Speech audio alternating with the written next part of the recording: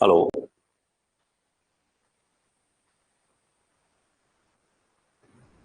Hello. Sound और video clear है क्या? साउंड और वीडियो क्लियर है क्या? जल्दी से बताइए।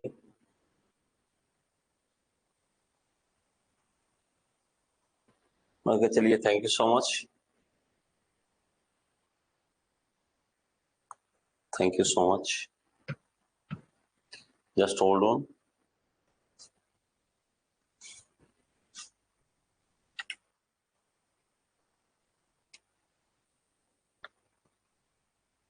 ओके, आई होप अब वीडियो सही आ रहा होगा।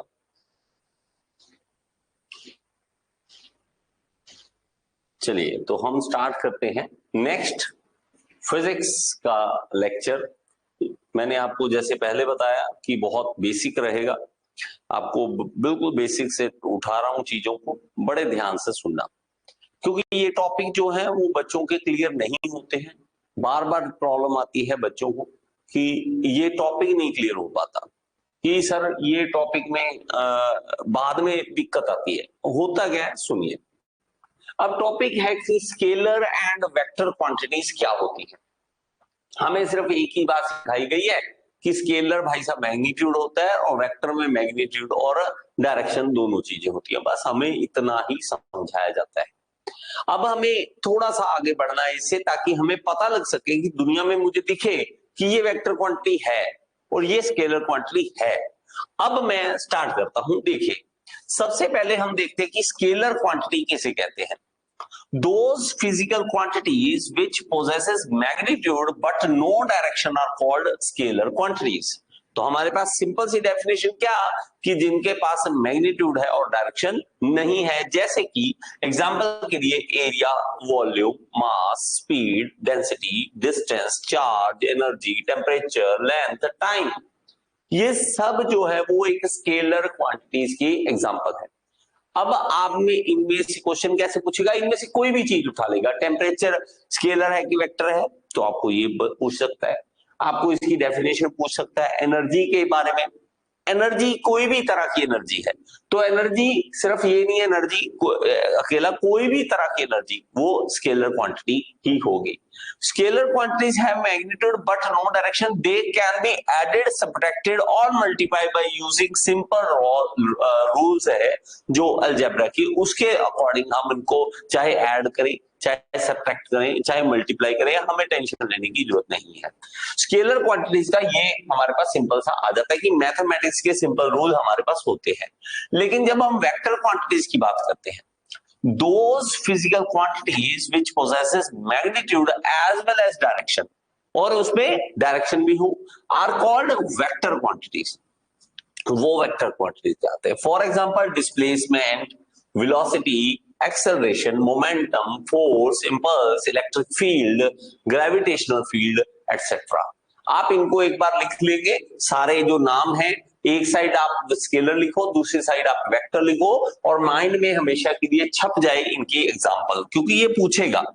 ठीक है, तो इसमें हमारे पास होता है एग्जांपल। इसमें देखोगे vector quantities have magnitude as well as direction. For example, to describe the motion of object completely we must specify both how fast it is moving and into which direction it is moving. अब आओ हमारे पास, ये तो हो गई बात जहां हमने पढ़ाई करी बुक के अकॉर्डिंग कि स्केलर क्या है, वेक्टर क्या है, वेक्टर क्या है।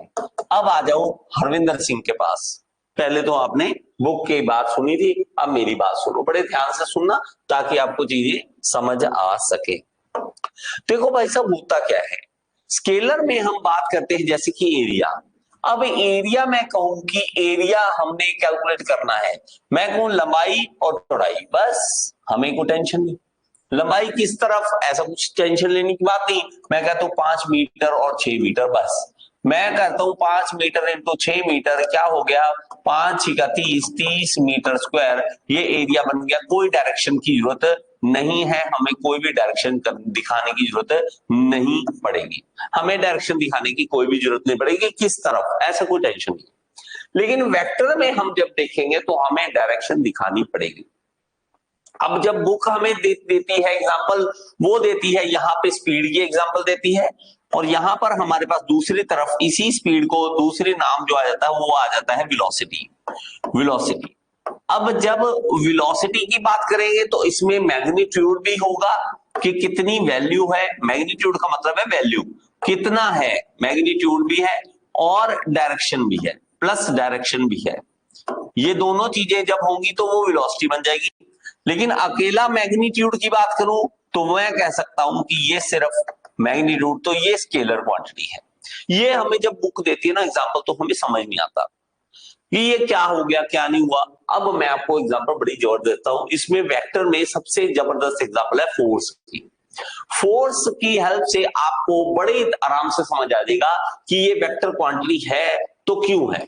क्योंकि फोर्स के जब आप लगाते हो ना फॉर्मूले में, या फोर्स को आप समझते हो, एक्चुअली क्या सारा दिन आप फोर्स लगाते हो, सारा दिन। अभी मैं खड़ा हूं, मैं कहूं मैं फोर्स लगा रहा हूं, आप कहोगे सर आप थोड़ा ना फोर्स लगा रहे हो।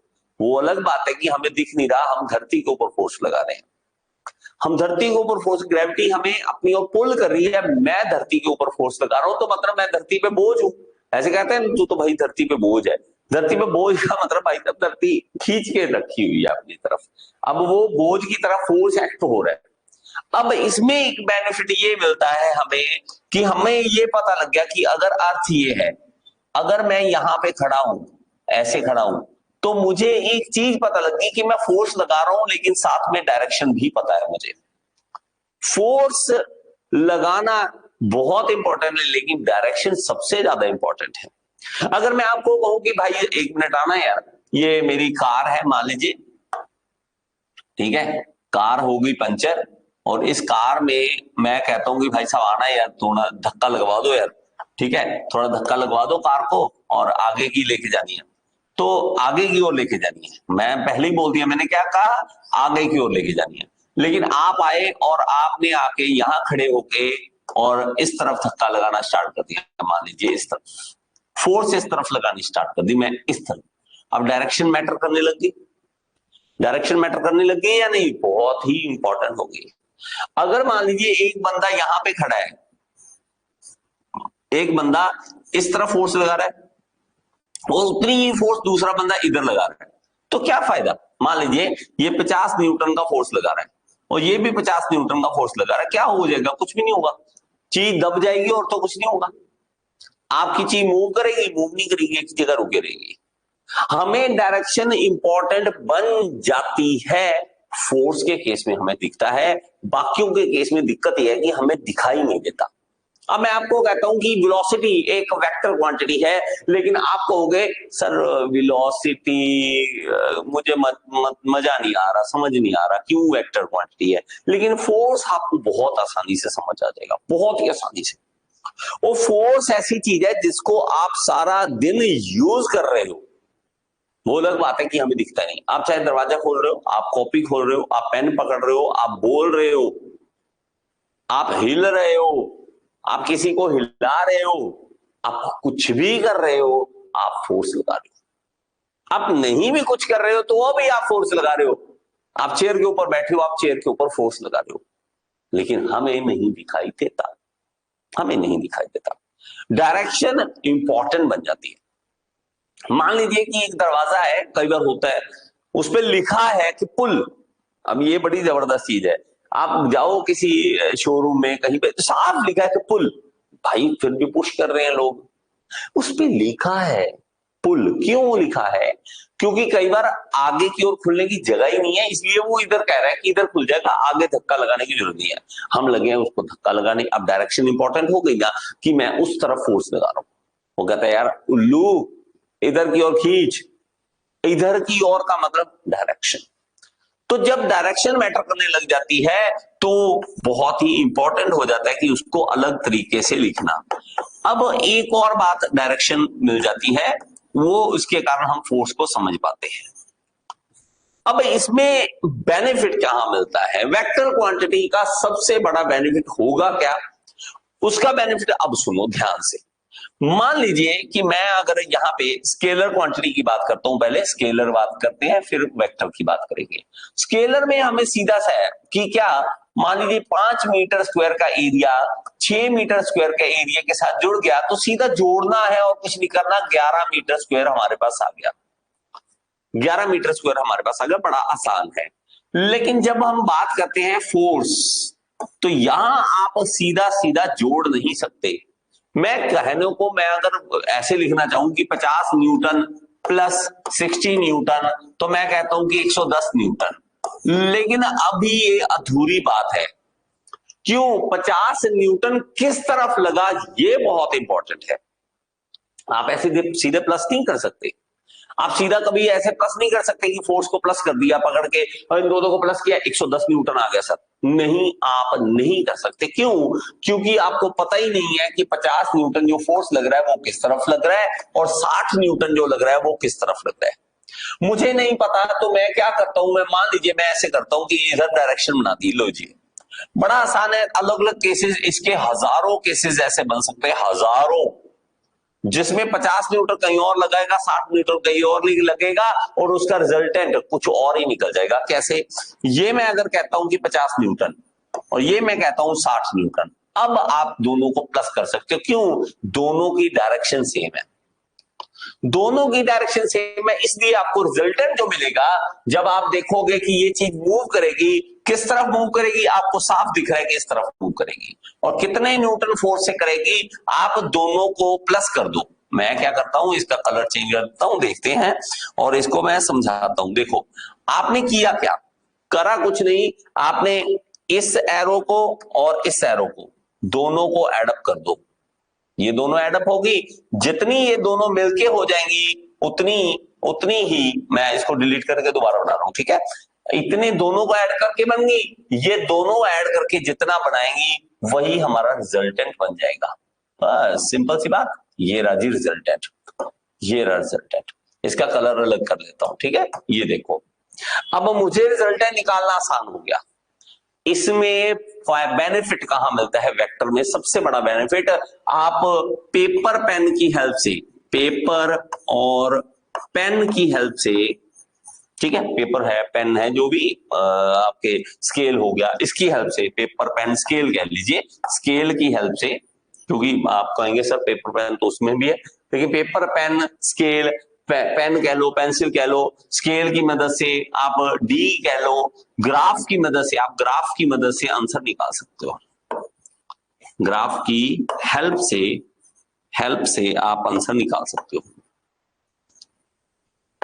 आंसर आ सकता है। बात समझ आ गई? आंसर आ सकता है। लीजिए, ठीक है। अब मैं आपको निकाल के दिखाता हूं आंसर कैसे। अब इसमें हजारों केसेस है, ये तो आसान था कि 50 और 60 जोड़ा सर 110 आ गया, इसमें क्या बड़ी बात है। आपको ये भी आसान लगेगा, ये देखो, ये बहुत आसान लगेगा। क्या? मैं कहता हूं ये 50 न्यूटन भाई साहब इधर लग रहा है, ठीक है, इधर लग रहा है, और 60 न्यूटन इधर लग रहा है। लीजिए, ठीक है, अब करो। अब 50 न्यूटन और 60 न्यूटन आप प्लस थोड़ा ना कर सकते हो। अब प्लस नहीं हो सकता क्योंकि डायरेक्शन उल्टी है, डायरेक्शन उल्टा है। ये जाएगा किधर? इधर जाएगा। कितने फोर्स से?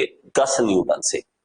हम अगर इसको, मैं कैलकुलेशन कर रहा हूं सीधा सीधा, लेकिन अगर ग्राफिकल मेथड से करना चाहें तो हम क्या करेंगे, हम ये लाइन जो है वो 5 सेंटीमीटर की बनाएंगे। कितनी बनाएंगे? ये वाली, वो बनाएंगे हम 5 सेंटीमीटर की लाइन, और ये बनाएंगे 6 सेंटीमीटर की लाइन, 6 सेंटीमीटर की लाइन। हम क्या करेंगे, हम सिंपल सी बात, इसको यहां से उठाकर यहां रख देंगे। लीजिए, अब दोनों में माइनस हो गया। अब इसका कलर अलग कर दो, ये देखो। अब मेरी बात को समझना ध्यान से, ये जो बच गया ये रिजल्टेंट है, बस इतना सा, इतना सा। ये किस साइड है? जिस साइड ये है वही हमारा रिजल्टेंट है, जिस साइड ये है वही हमारा रिजल्टेंट है। लीजिए, देखिए इस तरफ है। अब मैं क्या करता हूं, इसका कलर चेंज करके ऐसे करता हूं। ये लीजिए, रिजल्टेंट हमने निकाला और इसको मापना है, आपने स्केल्स की हेल्प से मापना है और आंसर निकल जाना है। आप कहोगे सर रिजल्टेंट जो है वो हमारा 10 न्यूटन का है और ये इस तरफ जा रहा है और ये इस तरफ जा रहा है। डायरेक्शन भी बता दी आपने।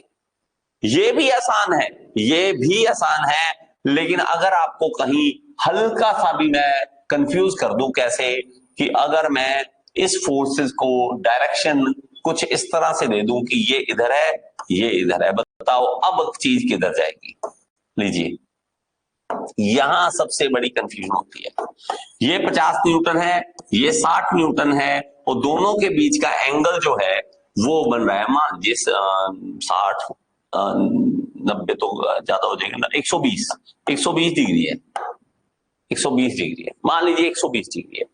अब मैं कहता हूं कि ये बॉक्स किधर भागेगा बताओ, तो आप बता नहीं पाओगे। आपको फॉर्मूले चाहिए होंगे, आपको स्केलर क्वांटिटी की तरह ना प्लस हो रहा है ना माइनस हो रहा है, कुछ नहीं हो रहा, लेकिन पेपर और पेन की मदद से आप स्केल लेकर आप इसको माप सकते हो, बड़ी ही इजी वे से, बड़े ही इजी वे से।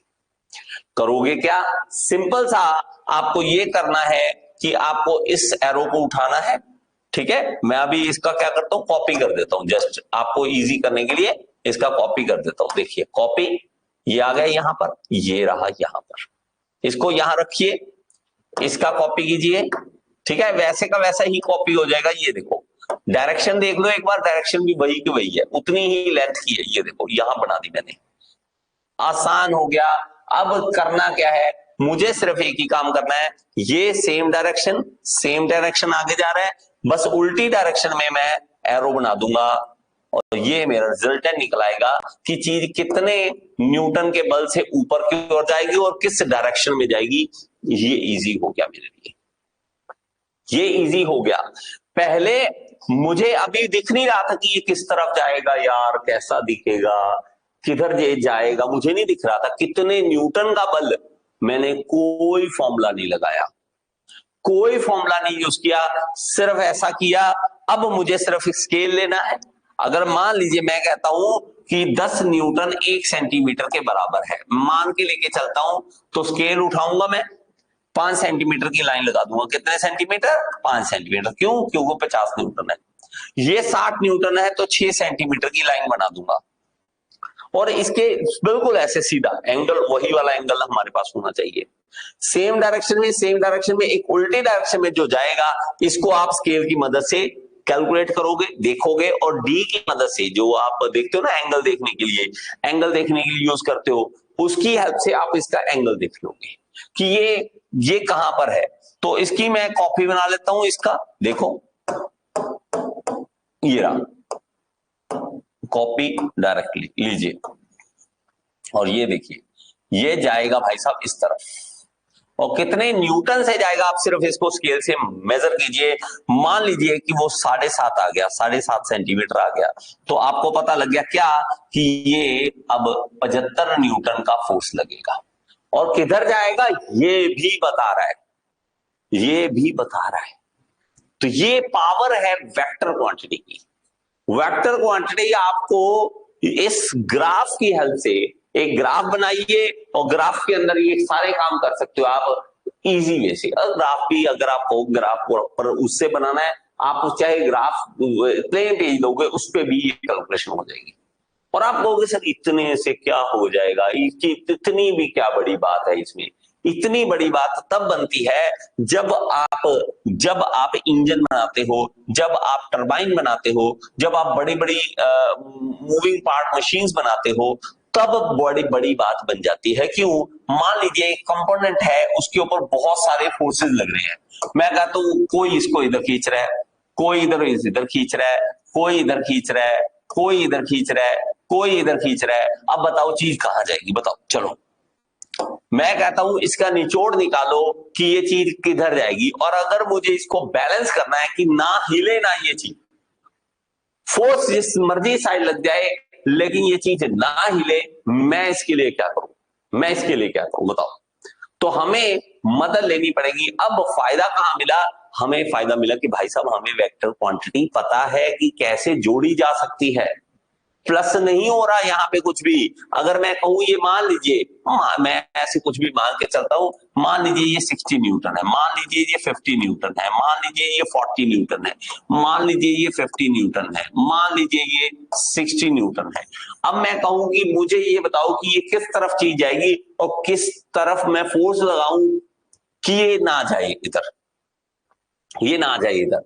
तो मैं क्या करूंगा, मेरे पास सिंपल सा आइडिया वही कि वेक्टर को ऐड करना मुझे बहुत ही आसानी से आता है।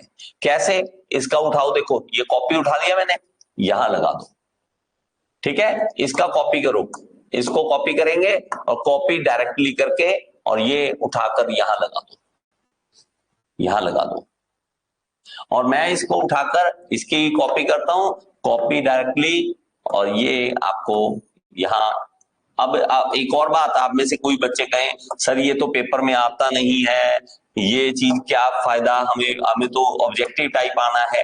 मैं आपको ये बता रहा हूं कि आपको समझ, आपकी समझ काम करे, कल को आपको वेक्टर बताना आसान हो जाए। ये हिल नहीं रहा, जस्ट होल्ड ऑन, हाँ हिल गया, ठीक है, ये रहा, इसको उठाया मैंने यहां रख दिया। आपको triangle law, polygon law, parallelogram law समझ नहीं आएगा जब तक ये चीज समझ नहीं आएगी। इसको उठा लिया, ये देखो, इसको कॉपी कीजिए, कॉपी डायरेक्टली, और ये भी उठा के ले आइए, ये लीजिए, ठीक है, ये एक तरह से लॉ आपको समझा रहा हूं, लेकिन अभी थ्योरी नहीं समझा रहा, आपको प्रैक्टिकल फायदा बता रहा हूं इसका क्या है। ये देखो, इसको मैं करता हूं कॉपी डायरेक्टली, और ये देखो, ये सेम मुझे मिल गया। अब मुझे टेंशन नहीं है, सबके एंगल सही है। अब मुझे सिर्फ एक ही काम करना, क्या, ऑपोजिट डायरेक्शन। देखो ये टेल है, ये हेड है, टेल है, हेड है, टेल है, हेड है, ऐसे जा रहा है, ठीक है। ये थोड़ा सा हिला हुआ है, इसको मैं थोड़ा सा यहां पे जोड़ दूं, थोड़ा सा हिला है, ये रहा, ठीक है। अब मुझे क्या करना है, अब सिर्फ ऑपोजिट डायरेक्शन में ये फोर्स लगाना है, ये लो, ये लगाया। अब मुझे इसका कलर चेंज करके ये लगाना है, और मुझे ये पता लग जाएगा भाई साहब कितने न्यूटन का फोर्स किस तरफ लग रहा है, ये सारा खेल किस तरफ इसको लेके जा रहा है, कितने न्यूटन के बल से लेके जा रहा है, ये भी पता लग जाएगा।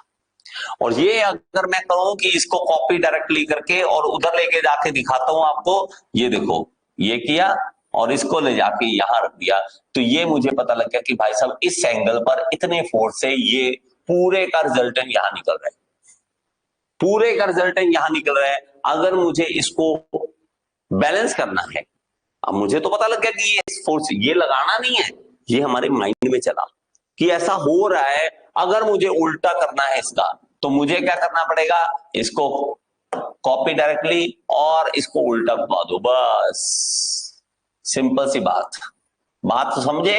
ये देखो, इसको बिल्कुल उल्टा कर लेते हैं इसके बराबर, ये देखो, ये कर दिया, और यहां पर ये देखो, ये लगा दिया यहां पर। इसका मतलब क्या है, हमें बैलेंसिंग आ गई करनी, हमें बैलेंसिंग करनी आ गई। इतने ही न्यूटन का बल ऊपर ऑपोजिट डायरेक्शन में लगा दो, तो ये बैलेंसिंग फोर्स बन जाएगा, बैलेंसिंग फोर्स बन जाएगा।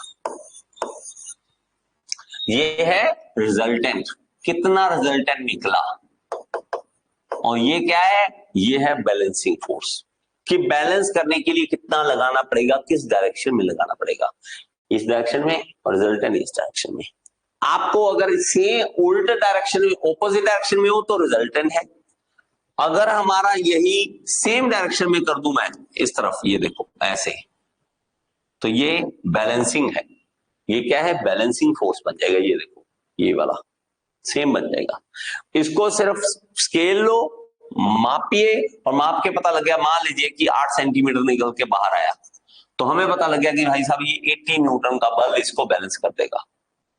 इसीलिए भाई साहब जब आप कार की बैलेंसिंग करते हो, कार की बैलेंसिंग करते वक्त उनको पता लग जाता है कितना वेट और कौन से एंगल पे लगाना है, ये बहुत इंपॉर्टेंट है। आपने पता नहीं कभी कार की बैलेंसिंग करवाई है या नहीं, जब आप कार की बैलेंसिंग कभी करवाओगे, बहुत अच्छी बात है, अगर आप अमीर घर से हो तो आपने देख रखा होगा कि कार की बैलेंसिंग पापा करवाते हैं, तो आपने देखा होगा, ठीक है। मेरे जैसे घरों में से आए, हमने कभी कार में अंदर बैठ के नहीं देखा था, तो हमें तो ऐसा लगता कि भाई साहब कार में बैठ गए हम, तो कार में बैठना हमारे लिए बहुत इंपॉर्टेंट बन जाता था। तो वो वहां पे अब देखते कार में यहाँ पे छोटा सा वेट लगाते वो, लेकिन कहां पर लगाना है, कितना लगाना है, ये बहुत ही इंपॉर्टेंट था, बहुत ही इंपॉर्टेंट था, ठीक है। तो ये बहुत ही इंपॉर्टेंट चीज है, वो मैं आपको करवा रहा हूं। स्केलर और वेक्टर क्वांटिटी आपको अब थोड़ा सा समझ आ जाएगा। आई थिंक आपको चीजें क्लियर हो जाए, मैं कोशिश पूरी कर रहा हूं ताकि आपको चीजें समझ आ सके, समझ आ सके। हाँ जी, बात समझ आ रही है? तो स्केलर और वेक्टर क्वांटिटी यहां आपको बेनिफिट मिलता है।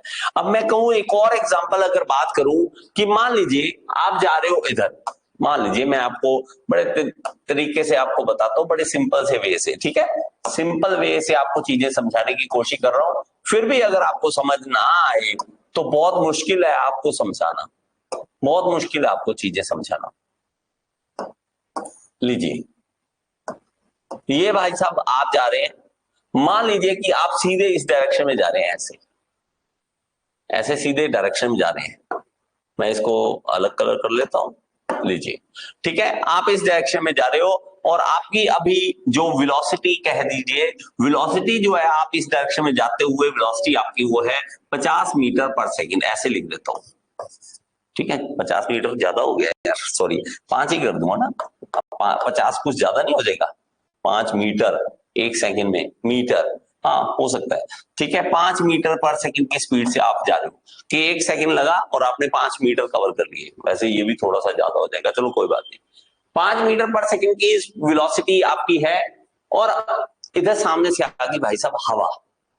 हवा की डायरेक्शन जो है वो कुछ इस तरह से, तेज आंधी आ गई, तेज आंधी तूफान आ गया और ये इस तरफ से आ रही हवा, हवा इस तरफ से आ रही थी ऐसे, इसकी विंड थोड़ी छोटी कम कर देता हूं, ठीक है, इस तरफ से आ रही थी। और ये विंड जो है वो मान लीजिए कि आपको जो है धक्का दे रही है, तो आपको जब फोर्स लगाएगी इस तरफ, आपको एंगल पता होना चाहिए, वेलोसिटी पता होना चाहिए, बहुत सारे फैक्टर हैं, लेकिन आपको थोड़ा सा मैं समझाने की ट्राई करता हूं कि फोर्सेस किस तरह से आपको कैलकुलेट करना है। अब आपकी वेलोसिटी और डायरेक्शन दोनों चेंज हो जाएंगी। पहले आप 5 मीटर पर सेकंड से ऐसे जा रहे थे इधर, मैं मान लो ऐसे चल रहा था, अगर मुझे हवा धक्का देगी, अब मैं सीधा नहीं जाऊंगा, थोड़ा सा टेढ़ा हो जाऊंगा। आपने देखा होगा कभी, आप हवा ऐसे चल रहे हो, आपको हवा इधर धक्का देगी तो आप थोड़ा टेढ़े हो जाओगे, तो अब आपका जो वेलोसिटी है वो भी कम हो जाएगा पहले से, और आपका डायरेक्शन भी चेंज हो जाएगा, आपका डायरेक्शन कुछ इस तरह से चेंज हो जाएगा और आपकी वेलोसिटी भी कम हो जाएगी। अब ये कौन डिसाइड करे कितना होगा, कौन सी कितनी वेलोसिटी हो जाएगी, वो सब वेक्टर क्वांटिटी की हेल्प से आप पता कर सकते हो। ये सारे वेक्टर क्वांटिटी के एग्जांपल हैं। अब आपको आई थिंक थोड़ा सा समझ आ गया हो कि स्केलर क्वांटिटी क्या है और वेक्टर क्वांटिटी क्या है। तो वेक्टर क्वांटिटी वो क्वांटिटी, फिजिकल क्वांटिटी है जिसमें मैग्नीट्यूड भी है और डायरेक्शन भी है। अब इसके अंदर बहुत सारी चीजें, डिस्प्लेसमेंट, डिस्टेंस और डिस्प्लेसमेंट दोनों में डिफरेंस है। हम क्या कहते हैं कि ये मेरे पास मान लीजिए डिस्टेंस, ठीक है, मैं अगर मान लीजिए मैं कह देता हूं कि एक तरफ डिस्टेंस है और दूसरी तरफ डिस्प्लेसमेंट है, डिस्टेंस और ये डिस्प्लेसमेंट, डिस्प्लेसमेंट। तो मैं क्या कहता हूं कि मैं मान लीजिए कि मैं कहीं गया, मान लीजिए मैं कहता हूं मैं 5 मीटर पहले चला, फिर रुक गया, फिर मैं 6 मीटर चला, फिर मैं रुक गया, फिर 7 मीटर चला, फिर रुक गया, फिर 8 मीटर चला, रुक गया। अब मैं कहूं 5 6 11, 11 7 18, 18 और 8 26, 26 मीटर मैं चला, बस ये मेरा डिस्टेंस है, distance covered, that's it, 26 metre, बस और कुछ नहीं। हमें और कोई लेना देना नहीं है इसमें, ना मैंने पूछा कि किधर गया, कैसे गया, पैदल गया, किस डायरेक्शन में गया, मैंने कोई नहीं पूछना, ये है डिस्टेंस। लेकिन जैसे ही मैं यहाँ पे डिस्प्लेसमेंट की बात करता हूं, डिस्प्लेसमेंट है क्या, आप यहां पे थे, पहले आप गए मान लीजिए ए दोस्त के घर, किसी फ्रेंड के घर गए, फिर आप चले गए अपने कॉलेज, फिर वहां से आप चले गए घूमने फिरने, मूवी देखने, फिर आप चले गए शाम को किसी पार्क में। अब आप क्या करें, आपकी मर्जी, जहां मर्जी जाओ, तो आप अलग अलग जगह पे चले गए। अब मैं कहता हूं कि डिस्प्लेसमेंट, आप घर से कितनी दूर हो और कहां हो।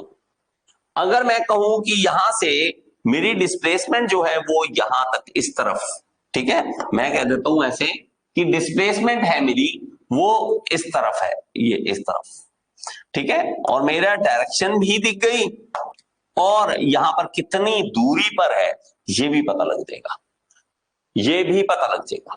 तो ये जो ए से मान लीजिए 0 पॉइंट, ये होम है, होम से आप अभी कितनी दूरी पे डिस्प्लेस हो, डिस्प्लेस, प्लेस से डिस होना, तो आप कितनी डिस्प्लेसमेंट आपकी है ये इनिशियल पॉइंट और फाइनल पॉइंट पे डिपेंड करेगा, बस इनिशियल और फाइनल पॉइंट पे डिपेंड करेगा।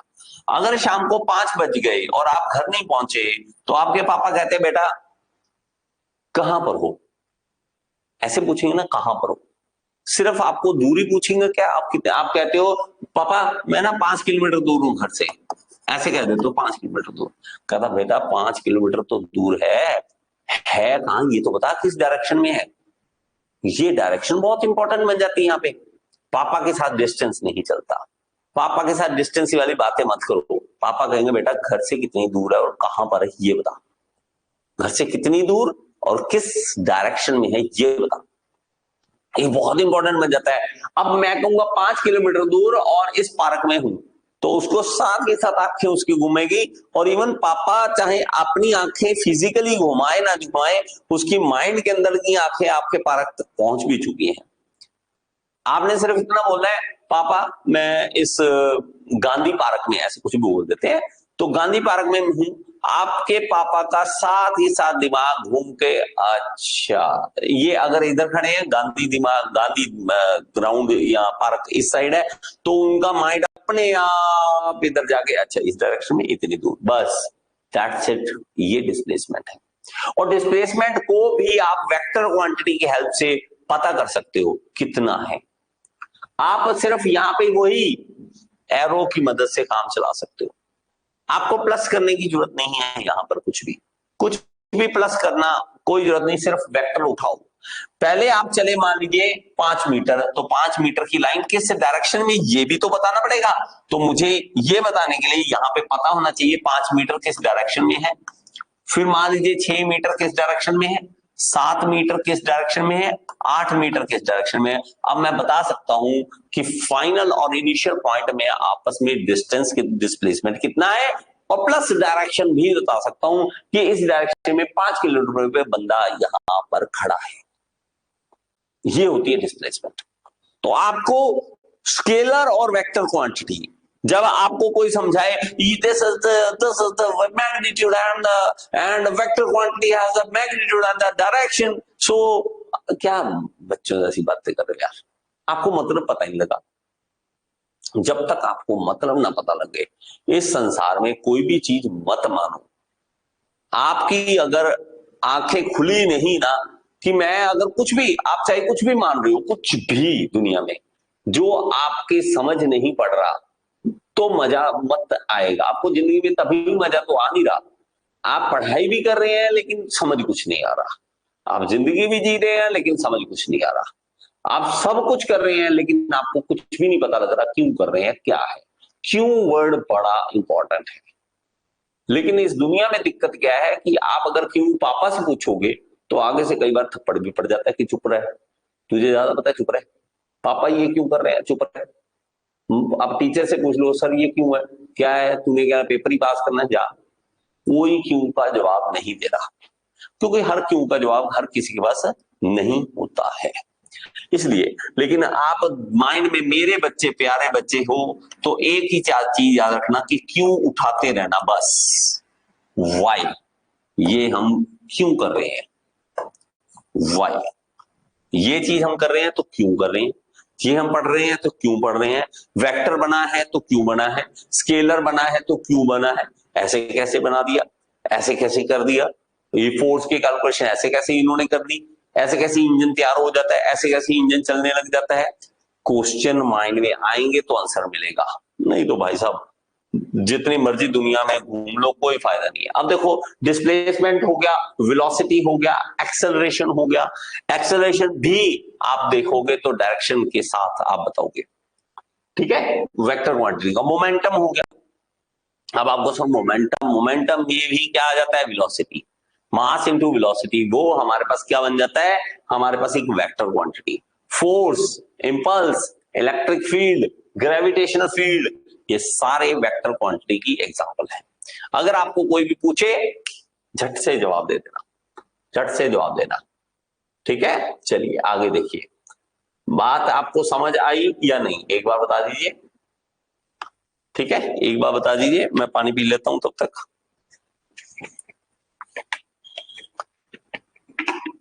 खान साहब और कौन है, फिरोज, ऋषिकेश और सुनील, सुमित,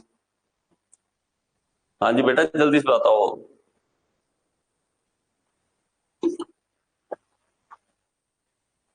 जो भी लाइव है, बात समझ आई है?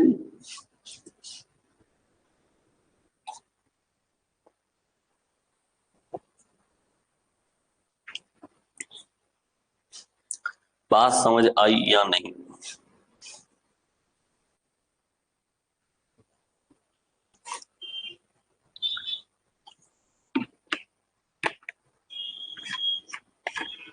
बड़ा मजेदार है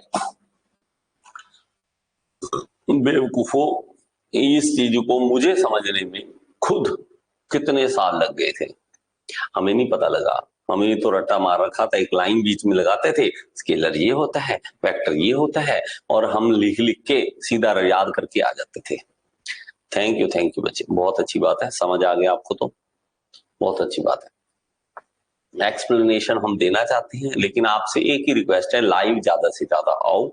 लाइव जितने बच्चे आते हो आप, हमें एक मोटिवेशन लेवल बहुत बढ़ता है, हमारा बहुत लेवल बढ़ता है, उसमें मजा आता है आपसे इंटरेक्ट करने का। अभी भी आपको कोई क्वेश्चन दिमाग में, अभी आप मेरी बात सुन रहे हो तो आपके दिमाग में क्वेश्चन आएंगे, तो मुझे पूछो।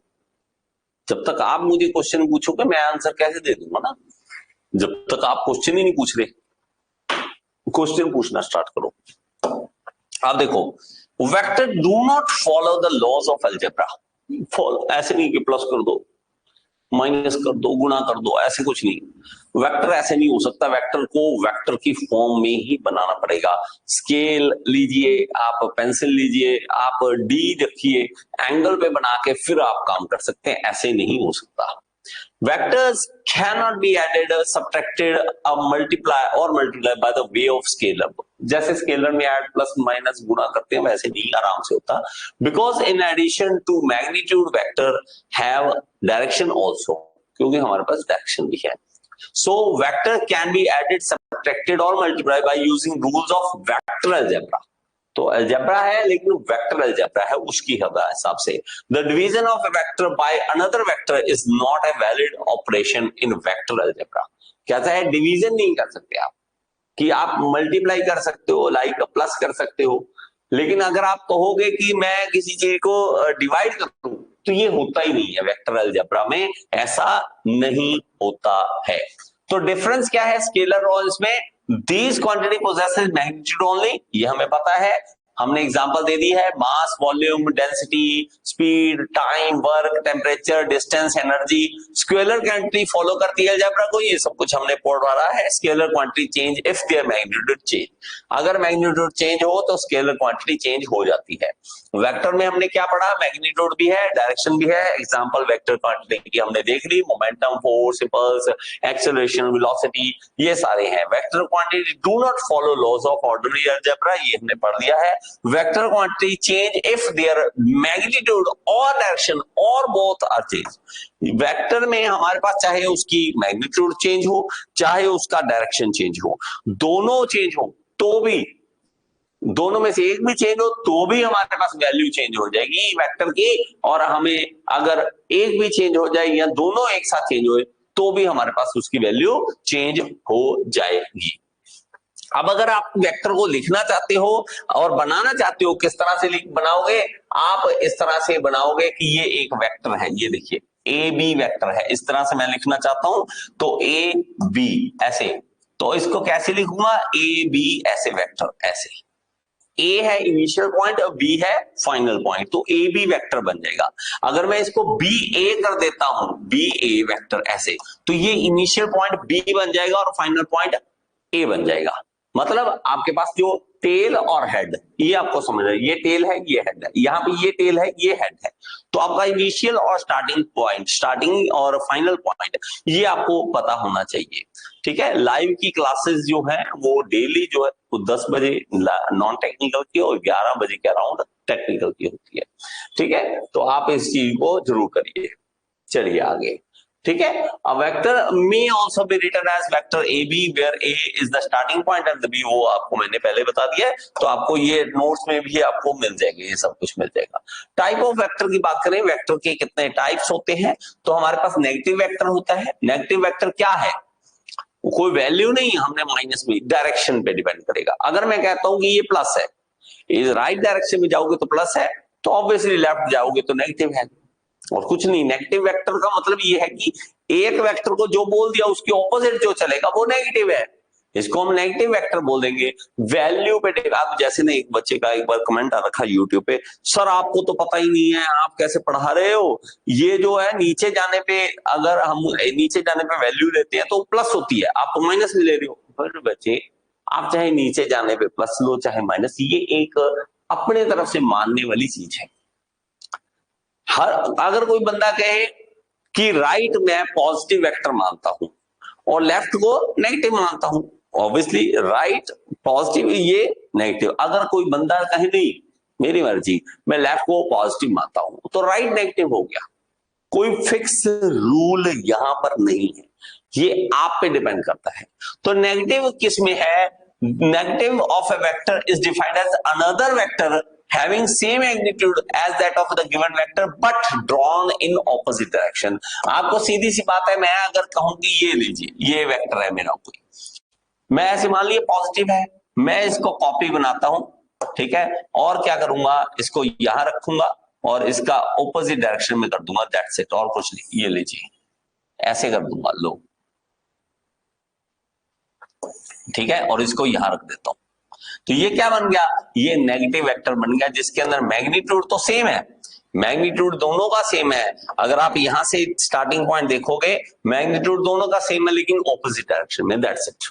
ठीक है, इक्वल वेक्टर, टू और more vector are said to be equal if they have equal magnitude and direction, दोनों ही इक्वल हो जाए, दोनों ही सेम हो जाए। अगर मैं कहूं कि मेरे पास एक वेक्टर इस तरफ है और दूसरा कॉपी इसका ही कॉपी, ये लीजिए, ठीक है, मैं अगर कहूं ऐसा है, देखिए ये रहा, तो ये दोनों वेक्टर क्या बन जाएंगे, ये दोनों वेक्टर हमारे पास, जस्ट होल्ड ऑन, हाँ ये रहा, ये वाला, ये दोनों वेक्टर क्या आ गए, ये हमारे पास क्या आ जाएंगे कि भाई साहब ये वाले वेक्टर जो है वो इक्वल वेक्टर है, ये इक्वल वेक्टर है, ले लीजिए, ये इक्वल वेक्टर, दोनों की डायरेक्शन सेम है, दोनों का मैग्नीट्यूड सेम है, तो हमारे पास इक्वल वेक्टर कहलाएंगे।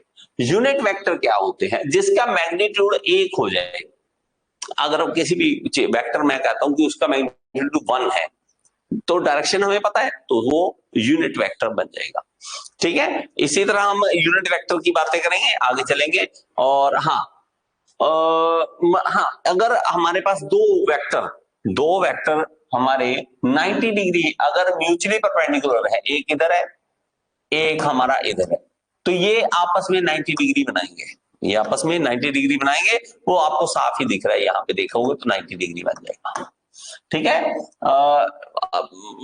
दोनों जो है वो 90 डिग्री पे है। अब इसको अगर आप कहोगे कि सर हमें इसको फॉर्मूला भी बताइए, तो फॉर्मूला में आपको आगे parallelogram, law of vector addition, triangle law of vector addition, उसमें मैं आपको बताऊंगा फॉर्मूला भी। को इनिशियल वेक्टर एक ही पॉइंट से अगर शुरू हो, उसको हम कहते हैं को इनिशियल वेक्टर। जैसे कि अगर मैं कहूं कि मेरे पास यहाँ पे कोई एक पॉइंट है, एक पॉइंट से यहां से शुरू हुआ कोई वेक्टर, यही इसी पॉइंट से दूसरा शुरू हो गया, इसी पॉइंट से तीसरा शुरू हो गया, ये तीनों को इनिशियल वेक्टर बन जाएंगे। को लीनियर वेक्टर क्या है, एक ही लाइन में जब आ जाए, ठीक है, टू और मोर वेक्टर्स हैविंग इक्वल और unequal magnitude which act either along the same line or along the parallel line are called collinear vectors। ठीक है जी, अब है जीरो वेक्टर और null vector. Vector having zero magnitude and arbitrary direction called as zero vector, जिसमें आपको null vector है ही नहीं, zero vector है, इसको तो कराने की बात ही नहीं बनती। ठीक है, चलिए बहुत अच्छी बात है, इस तरह से हम चीजों को समझ लेंगे। चलिए, ये हमें कोई ज्यादा जरूरत नहीं है इनकी, मैं आपको दे दूंगा, लेकिन अगर आपको बाद में करा दूंगा ये चीज, ठीक है। चलिए, बहुत अच्छी बात है, थैंक यू सो मच। और इसी तरह मेरे साथ जुड़े रहा करें, क्लास में आया करो यार, क्लास में आइए लाइव। डेली क्लास जो है टेक्निकल की 11 बजे स्टार्ट होती है, तो एक बार जरूर आओ, देखो, समझो और मेरे से डाउट जितने पूछने पूछिए। Thank you so much.